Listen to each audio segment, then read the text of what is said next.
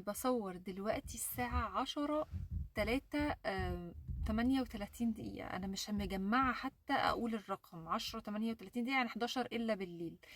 أنا لسه راجعة، أنا بصور من العربية. بسوق من إمتى؟ بسوق من الساعة 1:30 الظهر.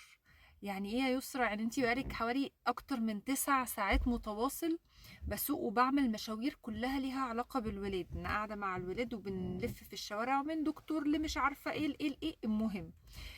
ايه بقى اللي انا عايزه اقوله النهارده؟ تريك كده من قلب المطبخ، يعني ما يجيبهاش الا شيف خبير. تكاتك وحركاتك يا شيف، وورقه وقلم واكتبي ورايا يا ست الكل. طبعا انا راجعه جسمي تعبان تعب رهيب. انا ما كنتش عارفه اجمع الكلمتين خلاص. وده اكتر وقت بيحصل فيه فوران للافكار السلبيه عند الانسان. ليه؟ ايه هو الوقت الاول؟ الوقت اللي الجسم فيه مرهق، تعبان، مجهد، عيان، مريض، عندي شويه برد ولا عندي واتيفر، مش نايم، مش ما نمتش، ما خدتش كفايتي من النوم بقالي يومين، فالجسم نفسه منهك. اي حاجه ليها علاقه بالتعب الجسدي. حلو. ده الوقت اللي هتكلم عنه. بيحصل ايه بقى وقت التعب الجسدي؟ بيحصل حاجتين في دماغ الانسان. واحد، الفرامل بتاعه المخ كفاءتها بتقل. ايه فرامل المخ دي؟ حته كده في مخ الانسان اسمها prefrontal cortex او القشره الجبهيه الاماميه. ليها وظائف كتير جدا، من اهم هذه الوظائف فرمله البني ادم. فرمله البني ادم ازاي؟ فرمله مشاعره، تدير المشاعر بتاعتك، ما تبقاش المشاعر طالعه ومغرقانا ومغطسانا، لا احنا اللي ندير مشاعرنا.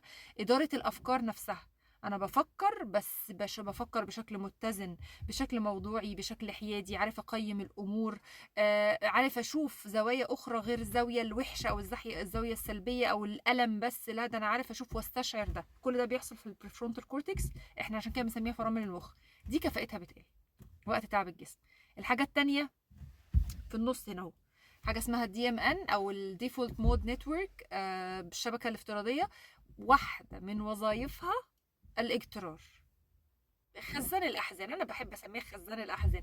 تفتح كده وتجيب لك القديم والجديد، افكار سلبيه، المواقف المؤلمه اللي مرت بينا قبل كده نفتكرها بتفاصيلها، كأن كده الصندوق الاسود بتاع الطيارات اتفتح. طيب بيحصل ايه للحته الديفولت مود نتورك؟ نشاطها بيزيد وقت تعب الجسم. اذا مهما اشتغلت على صحتي النفسيه، مهما تعافيت، مهما اتعلمت من ادوات، مهما غيرت من تفكيري، اعرف ان اول ما جسمك هيتعب دي بتقل ودي بتزيد، فطبيعي هيتفتح عليك سيل من الافكار السلبيه.